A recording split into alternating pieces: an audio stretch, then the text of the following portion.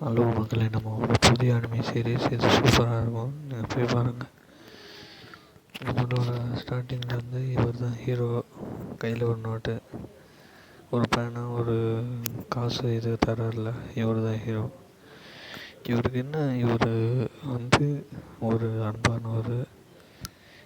இவர் ஒரு டீமன்னு, இந்த மிருகத்தனமாக இருக்கிற மக்கள் வேலை செய்கிறதுக்கான கூலி எக்ஸ்ட்ராவே தருவார். இவர் ஒரு மன்னர், நல்ல மன்னர். இந்த மன்னர் திடீர்னு என்ன ஆகுனா, திடீர்னு இந்த மன்னர் எங்கேயோ வேறு இடத்துல இருப்பார். எப்படின்னா, இந்த மன்னருக்கு ஏதோ ஆயிடும்னு இந்த மன்னர் திறந்து பார்ப்பார் கண்ணை. இவர் வந்து என்ன இருக்குன்னா, இவர் வந்து ஒருத்தங்க ரீஇன்கார்னேஷன் பண்ணியிருப்பாங்க. அதாவது 1900 ஆண்டுகளில் இருந்தவர் 2030 அந்த மாதிரி ஆண்டு. இந்த மாதிரி டைம் ட்ராவல் ரீஅனிமேஷன் மாதிரி வச்சுக்கோங்களேன். அந்த மாதிரி பண்ணியிருப்பாங்க. இவர் தான் பண்ணியிருப்பார். இவர் வந்து வணக்கம் சொல்வார். நீங்கள் வந்தது ரொம்ப நன்றின்னு சொல்லுவார்.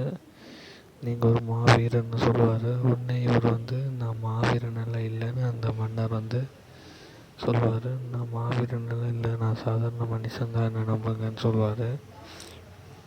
உடனே அந்த மாவீரராக இல்லையாங்கிற அந்த போர்டை காட்டும். அதில் வந்து இவர் மாவீரனே இல்லை, சாதாரண மனுஷன்னு அந்த இதில் காட்டிடும். இன்னொருத்தவரையும் பண்ணிடுவார். அவர் வந்து மாவீரனை எப்படின்னா, ஒரு போர்டில் வந்து எல்லாமே 1000 999 வந்து இருக்கும். அவ்வளோ பவர்ஃபுல்னு அது இந்த இதில் வந்து காட்டியிருப்பாங்க. அப்புறம் அந்த மாவீரனை யாரும் கண்டுக்க மாட்டாங்க. அந்த மாவீரன் வந்து இந்த மாவீரனை வந்து கிண்டல் கேலி செய்கிறாங்க. அப்புறம் இந்த பவர்ஃபுல் மாவீரனை மட்டும் வச்சுக்கிட்டு இந்த மாவீரனை தூக்கி போட்டுருவாங்க. தூக்கி போட மாட்டாங்க, மன்னர்கிட்ட கூப்பிட்டு போவாங்க. அதாவது கண்டுக்க மாட்டாங்க. அப்புறம் மன்னர்கிட்ட போகும்போது மன்னர் இந்த மாவீரனை தான் புகழ்ச்சியாக பேசுவார். அப்புறம் இந்த மாவீரன் வந்து கொஞ்சம் இந்த மாவீரரை எல்லா நாட்டு பணிக்காக வச்சுருப்பாங்க. அதுக்கப்புறம் இந்த மாவீரன் வந்து சோகம் அடைஞ்சிருவார். நாம் பேசாமல் நம்ம ஊர்லேயே இருந்திருக்கோம், நம்ம எந்த காலத்தில் இருக்கோம், எங்கே இருக்கோன்னு தெரியல, நம்ம மகிழ்ச்சியாகவே இருந்திருக்கிறோமே, நம்ம ஊரில் எதுக்கு நம்மளை இப்படி இக்கட்டான சூழ்நிலை கொண்டு வந்து அவங்க நம்மளை கண்டுக்க கூட மாட்டாங்கன்னு சொல்லி கவலையாக இருப்பார். அதுக்கடுத்து காட்டுவாங்க, மாவீரனை வந்து ஒரு வண்டியில் ஏற்றி தொலைதூரமான ஒரு யாருமே இல்லாத ஒரு ஆபத்தான இடத்துல போய் விட்டுருவார். இந்த மன்னர் வந்து எவ்வளோ மோசமான மன்னர் அவர். இது வந்து மன்னரும் இவரும் பேசிப்பாங்க. அப்போ தான் சொல்லுவாங்க, நீங்கள் வந்தது என்னோட தவறு தான், உங்களால் உங்கள் ஊருக்கு திரும்பி போக முடியாது, என்ன மன்னிச்சிருங்கன்னு சொல்லி சொல்லுவார். அப்புறம் அந்த மன்னர் தொலை தூரத்தில் இருக்கிற ஒரு ஆபத்தான ஒரு பகுதியில் போய் இவரை வந்து கொண்டு போய் வச்சிருவார். இவர் கூட வர்றவர் வந்து நான் மன்னர், உங்கள் கூட பேசக்கூடாதுன்னு கட்டளை விதிச்சிருக்காருன்னு சொல்லி அவரை பேச விடாமல் கூட வந்த அந்த குதிரையில் ஓட்டிகிட்டு வர்றவர் வந்து பேச மாட்டார். இவருக்கு ரொம்பவே வருத்தமாக இருக்கும். ஏன்னா இது இங்கே வந்ததே பிரச்சனையாகவே இருக்குதுன்னு சொல்லி. அப்புறம் அந்த கூட வந்தவர் வந்து விட்டுருவார். ஒரு இடத்துல விட்டு அவருக்கு காசு தந்து, இதில் நீங்கள் மந்திரம் இருக்குது, என்ன மந்திரம்னு கேட்பார். அவரெலாம் எனக்கு தெரியாது, அது எப்படி உபயோகிக்கணுக்கும் தெரியாது அப்படின்னு சொல்லிடுவார். சரி, என்னடா இந்த சும்மா ஏதாச்சும் இருக்குன்னு சொல்லி இந்த ஹீரோவும் சும்மா விட்டுருவார். சாப்பிட்றது எல்லாம் அதில் தான் கேட்கணும்னு சொல்லுவார். அப்புறம் கடைசியாக ஒன்று சொல்லுவார், நீங்கள் இருக்கணும்னா உயிரோடு இருக்க மாட்டேன், நீ உயிரோடு இருக்கணும்னு எங்கேயாச்சும் ஓடின்னு சொல்லி இவர் சொல்லுவார்.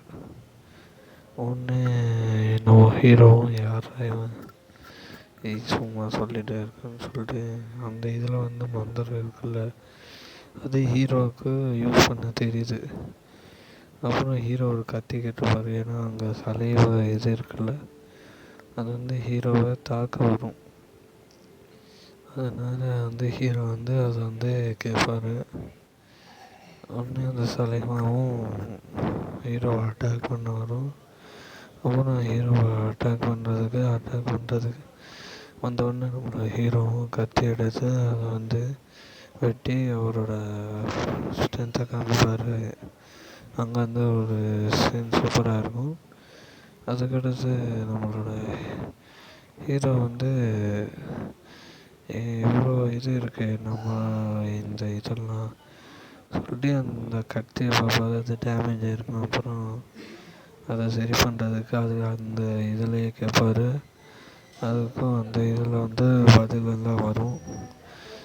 அதாவது ஹீரோவுக்கு அதாச்சும் பேச இருக்குதுன்னு சொல்லி சந்தோஷப்படுவார். ஹீரோவுக்கு அந்த இன்ஃபினிட்டிங்கிற சிம்பல் புரியாது, அது என்னன்னு தெரியாது. ஆனால் லாங்குவேஜ் மட்டும் புரியும், அது ஹீரோவுக்கு புரியும். அப்புறம் அந்த லாங்குவேஜ் வச்சு அவரோட கத்தியை வந்து புதுசாக்கிடுவார்.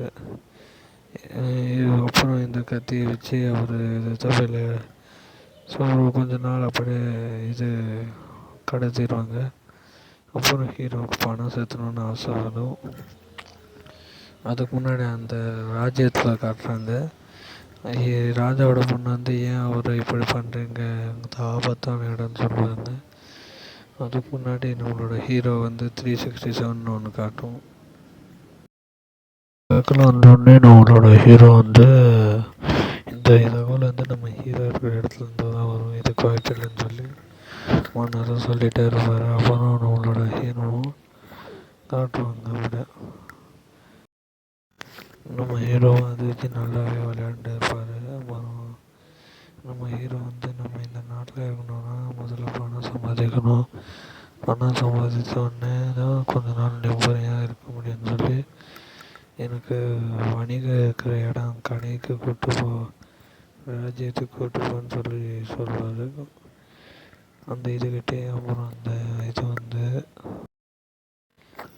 கடைக்கு அந்த மாதிரி கூப்பிட்டு போக சொல்லி சொல்லுவார். அதுக்கப்புறம் நம்மளோட ஹீரோவும் டெலிபோர்ட் ஆகி அவர் அதுக்கு முன்னாடி அந்த ஹீரோ வந்து நீங்கள் ஆனா பெண்ணான்னு கேட்கும். முதல்ல பெண்ணுன்னு அழுத்திடுவார். அப்புறம் ஒரு பொண்ணு ரூபத்தில் வந்துடுவார். அப்புறம் ஒரு ஆணுன்னு அழுத்தினோடனே அவர் ஆம்பளை ரூபத்தில் வந்துடுவார். அப்புறம் நம்மளோட ஹீரோ ரெடி ஆகிட்டு அவர் தோற்றத்தை மாற்றிட்டு இப்போ போகலான்னு சொல்லி நம்மளோட ராஜ்யத்துக்கு போய் பணம் சம்பாதிக்க போவார். போகிறப்போ அந்த இதெல்லாம் கேட்டு உடனே டெலிபோர்ட் ஆகி ராஜ்யத்துக்கு போவார். ராஜ்யத்துக்கு போனோடனே ராஜ்யத்துலேருந்து ஏதோ ஒரு இடத்துக்கு போய் காசு மாதிரி இந்த சூதாட்டங்கிற மாதிரி காசு மாதிரி அந்த இடத்துக்கு போவார். அந்த இடத்துல வந்து ஒரு பொண்ணு இருக்கும்.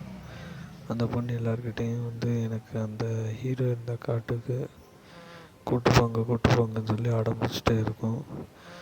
அந்த பொண்ணை வந்து நம்மளோட ஹீரோ வந்து நான் கூட்டிகிட்டு போகிறேன்னு சொல்லி சொல்லுவான். நம்மளோட ஹீரோ வந்து சொன்னோடனே என்கிட்ட கொஞ்சம் காசு இருக்குன்னு அந்த பொண்ணு சொல்லுவாள். பரவாயில்ல, நான் கூப்பிட்டு போகிறேன். அதை தடுக்கிறதுக்கு 4 பேர் வராங்க. ராஜா இது சேனையிலேருந்து இருக்கிறவங்க. உனக்கு டெலிபோர்ட்டேஷன் ஜூட்டு தெரியுமா, அதெல்லாம் வாய்ப்பே இல்லை, நீ யாருன்னு சொல்லி எல்லோரும் சொல்லுவாங்க. நீ சொல்லனா உன்னை இங்கே அழைச்சிருவோம். உனக்கு டெலிபோர்ட்டேஷன் ஜூஸும் தெரியும்னா அதை பண்ணி கேட்டால் அதை யாராலையும் பண்ண முடியாது, நீ அவ்வளோ பவர்ஃபுல்லாக, உன்னை பார்த்தா அப்படி தெரியலன்னு சொல்லிட்டே வருவாங்க. உடனே ஹீரோவும் சரியா இவனு பார்த்தா நான் பண்ணியே காட்டுறேன் வாங்க பார்ப்போம் சொல்லி ஒரு இடத்துக்கு ஓடி போய் நம்ம ஹீரோ வந்து அங்கே இருக்கிற அந்த 4 பொண்ணுங்களையும் வந்து கூடவே அந்த ஃபேஸ்னால இன்னொரு பொண்ணு அந்த காட்டுக்கு போகணுன்னு சொல்லி அவங்க அப்பாவை பார்க்கணுன்னு அவளையும் கூட்டுவாங்க. அவள் வந்து அப்புறம் அந்த பொண்ணு மேலே சந்தேகம் முதலே இருந்திருக்கும். அப்புறம் அந்த பொண்ணு பார்த்தா ஒரு உல்ஃபாக மாதிரி இவங்கள தாக்க வருவான். ஏன்னா இவர் வந்து இந்த நாட்டோட எதிரின்னு சொல்லி எச்சரிக்கை முதல்ல தந்துருவாங்க. இவங்க அதை கேட்டிருக்க மாட்டாங்க. அப்புறம் அந்த உல்ஃப் வந்து இவங்கெல்லாம் கொல்ல வரும். அப்புறம் நம்ம ஹீரோ வந்து அவங்க 4 பொண்ணுங்களையும் டெலிபோர்ட் பண்ணிடுவார். அப்புறம் ஹீரோ இவர் கூட சண்டை போடுறாரு இவர் தெரிஞ்ச மந்திரம் வச்சு. இதுக்கான அடுத்த பாட்டு என்னென்னா கமெண்ட்டில் எஸ்ன்னு கமெண்ட் பண்ணுங்கள். அப்புறம் பார்ப்போம். வணக்கம். சப்ஸ்கிரைப் பண்ணிட்டு வாங்க. எவ்வளோ நேரம் பார்க்குறீங்க, சப்ஸ்கிரைபே பண்ண மாட்டேங்கிறீங்க.